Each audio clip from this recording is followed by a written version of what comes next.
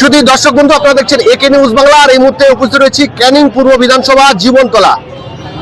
এক সময় এই জীবনতলা লাল দুর্গ ছিল। 2011 সালের পরে পালা পরিবর্তন হওয়ার পরে আমরা দেখেছি যে সেই লাল দুর্গের বেশ কয়েকজন নেতা তৃণমূল কংগ্রেসে জয়েন করে এবং সেই জায়গায় লাল দুর্গের অস্তিত্ব সংকটে পড়ে। আর সেই 11 থেকে নিয়ে 26 সাল পর্যন্ত তৃণমূলের আধিপত্য থাকে এই ক্যানিং পূর্ব বিধানসভায়। ক্যানিং পূর্ব বিধানসভায় যতগুলো পঞ্চায়েত রয়েছে সমস্ত পঞ্চায়েতে তৃণমূল কংগ্রেস বিনা প্রতিদ্বন্দ্বিতা যেতে, সমস্ত পঞ্চায়েত সমিতি বিনা প্রতিদ্বন্দ্বিতায় তৃণমূল কংগ্রেস যেতে, একমাত্র জেলা পরিষদে সেই জায়গায় বিজেপি প্রতিদ্বন্দ্বিতা করেছিল। বাকি সবকটাই বিনা প্রতিদ্বন্দ্বিতায় তৃণমূল কংগ্রেস যেতে। অর্থাৎ ক্যানিং পূর্ব বিধানসভায় বিরোধীদের কোনো অস্তিত্ব ছিল না বা কোনো অ্যাক্টিভিটি ছিল না। কিন্তু 2026-এ পালা পরিবর্তন, অর্থাৎ বিজেপি সরকার এসে মমতা ব্যানার্জি সরকার ধুয়ে মুছে সাফ হয়ে গেছে কার্যত। আর সেই জায়গায় দেখতে পাচ্ছি আমরা যে বিজেপিও সভা করছে, আইএসএফও সভা করছেন। আর আজকে এই জায়গায় এলেন আরাবুল ইসলাম, যে আরাবুল ইসলাম ক্যানিং পূর্ব বিধানসভা আইএসএফ এর প্রার্থী হয়েছিলেন। সেই আরাবুল ইসলাম কিন্তু সভা করে চলে গেলেন, হাজারে হাজারে মানুষ উপস্থিত হলেন। আরাবুল ইসলাম দাবি করছেন যে আমাকে ক্যানিং পূর্ব বিধানসভা থেকে হারিয়ে দেওয়া হয়েছে, সেই মর্মে তিনি কিন্তু মামলা করেছেন। এই সভা শেষে তিনি কি বলছেন আপনাদের? এভিএম চুরি করা হয়েছে। আপনারা দেখেছেন যেদিন ভোট গোনা হয় সেদিন আমরা বেরিয়ে আসি। আমার প্রায় 30 জন আমার কাউন্টিং এজেন্ট ছিল, তাদের নিয়ে আমি বেরিয়ে আসি। 10 রাউন্ড গোনার পরে প্রতিটা এভিএম খোলা দেখছি, সিল নেই। আমাদের যে 70C ফরমের সাথে মিল নেই, কোনোভাবে আমরা মেনে নিতে পারিনি। তাই আমরা সেদিন শুনে অবজারভারকে জানিয়েছি, নির্বাচন কমিশনারকে জানিয়েছি যে সম্পূর্ণ এভিএম চুরি করা হয়েছে, ভোট চুরি করা হয়েছে। আমরা এই ভোট মানি না, আমরা এই ভোট গুনতে আমরা অংশগ্রহণ করব না বলে আমরা সবাই বেরিয়ে আসি। তারপরে আমরা বিশেষ সূত্রে জানতে পারি জীবনতলার বিডিও, জীবনতলার ওসি সহ আরোরা মিলে কয়েক কোটি টাকার বিনিময় এই এভিএম চুরি করে ক্ষমতাসীন দলকে জেতানোর চেষ্টা করেছে। আমরা দেখেছি প্রতিটা পদক্ষেপে যেখানে সমস্ত 3-4টে দলের এজেন্ডা, তারা সবাই মিলে সেদিন আরোর কাছে বলেছে যে এই এভিএম চুরি হয়েছে, এই এভিএম কোনো নাম্বার নেই, কোনোভাবে আমরা মেনে নিতে পারছি না। সেখানে বিজেপি, কংগ্রেস, 2 জন নির্দল, আমি সহ আমরা 6-7 জন প্রার্থী আমরা সেদিন অভিযোগ করেছিলাম আরোর কাছে আমরা অভিযোগ করেছিলাম, তারা কোনোভাবে মানেনি। তাই আপনারা দেখেছেন ওসি জীবনতলা সাসপেন্ড হয়েছে। ক্যানিং পূর্ব বিধানসভায় যিনি অবজারভার ছিলেন তিনি সাসপেন্ড, বহিষ্কার হয়েছে, আরও বহিষ্কার হয়েছে। তাতে কি প্রমাণ হয় যে এখানকার ভোট লুট করা হয়েছে, চুরি করা হয়েছে। দেখুন, তৃণমূলের নেতা সায়েন্সা অভিষেক বন্দ্যোপাধ্যায় এসপিকে বলেছে এই ভোটটা জেতাতেই হবে, বাহারুল আমার ভাই, তাই বাহারুলকে জেতাতে হবে। তাই এসপি কথা রেখে বাহারুলকে জিতিয়েছে এভিএম চুরি করে। তাই আমি বলতে চাই যে আজ পর্যন্ত যিনি তৃণমূল কংগ্রেসের যিনি জিতেছেন এখানকার, তিনি এখনো ক্যানিং পূর্ব বিধানসভায় পা রাখতে পারেননি। তাই আপনাদের কাছে আমার বলার, তার প্রতিবাদ জানাতে বিভিন্ন জায়গায় বিভিন্নভাবে এলাকায় সন্ত্রাস হওয়ার প্রতিবাদে বিভিন্ন ওসিরা সঠিকভাবে কাজ করছে না। আমি সব ওসির কথা বলবো না, বেশ কিছু ওসিরা আছে, আইসিরা আছে, তারা সঠিকভাবে কাজ করছে না। তারা বিভিন্নভাবে আমাদের আইএসএফের কর্মীদের উপরে অ্যাটাক করছে, বিভিন্নভাবে আমাদের আইএসএফের কর্মীদের থানায় তুলে নিয়ে যাওয়া হচ্ছে, একটার পর একটা চক্রান্ত হচ্ছে।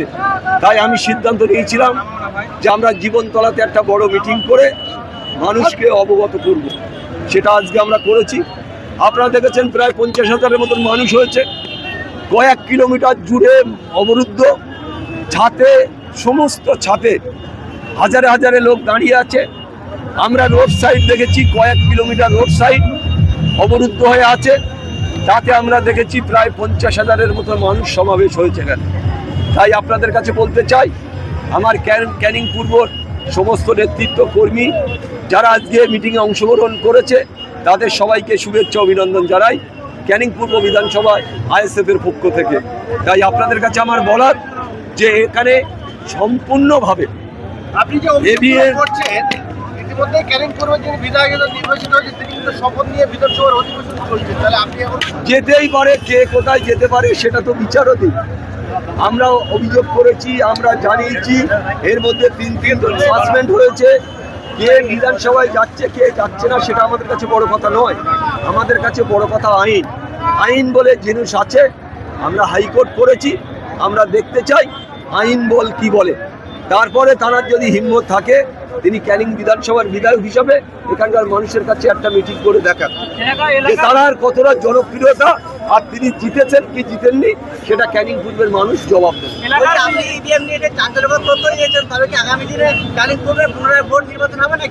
আমরা চেয়েছি যে পুনরায় ভোট। আমার কাছে অনেকেই অনেক রকমভাবে বলেছে যে না রিকাউন্টিং হোক, আমি বলেছি রিকাউন্টিংয়ের কোনো প্রশ্ন নেই, আমরা চাই পুনরায় ভোট। তাই আমরা হাইকোর্টে গেছি, আমরা নির্বাচন কমিশনারকে জানিয়েছি, আমরা পুনরায় ভোটের দাবি করি।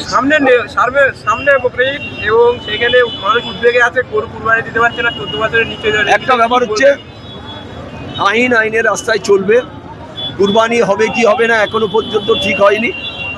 আমরা নিশ্চয়ই চাইব মুসলিম এরিয়ায় কুরবানি হোক, মানুষ তার আদব কায়দার মধ্যে থেকে কুরবানি দিক। নিশ্চয়ই মানুষের আশা আছে, আশঙ্কা আছে, মুসলিমদের একটা বড় উৎসব কুরবানি, তাই কুরবানি অন্তত করার সুযোগ দিক সরকারের কাছে আমার আবেদন যে তারা তাদের নিজেদের মতো জায়গায় মানে একেবারে পরিষ্কার পরিচ্ছন্নতা করে তাদের ঘেরা জায়গার মধ্যে যদি কুরবানি দেয়, আমি আশা করব প্রশাসনের কাছে যে তাদের কুরবানি দেওয়ার পারমিশন দেওয়া হোক। আপনার এই মামলাটা হাইকোর্টে কবে উঠবে? আমার মামলা ফাইল হয়ে গেছে, 2-1 দিনের মধ্যে যে কোনো দিন ডেট হতে পারে, হলে মামলা ডেট হবে সেদিনই মামলা উঠবে।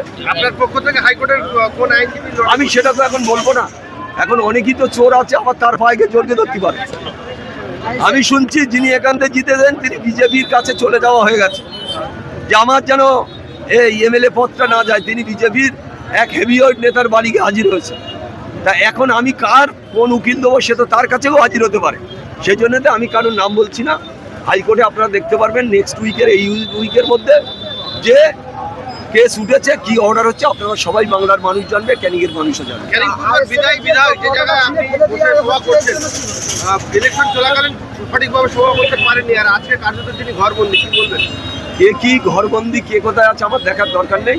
আজকে আমরা জীবনতলার মাটিতে একটা প্রমাণ করে দিলাম, যেখানে 50,000 মানুষের সমাবেশ।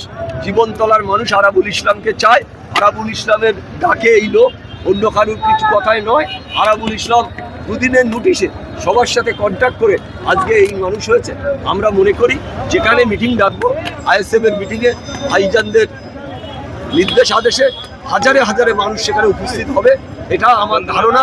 শুধু ধারণা না, মানুষ প্রচুর অ্যাক্টিভ, তারা আইএসএফ এর নেতৃত্বের সাথে থেকে লড়াই করতে, প্রচুর মহিলারাও অ্যাক্টিভ। তাই আমরা চাই ক্যানিং পূর্ব বিধানসভা আগামী দিনে আরও ভালো জায়গা যাবে, আগামী দিনে আরও লড়াই হবে।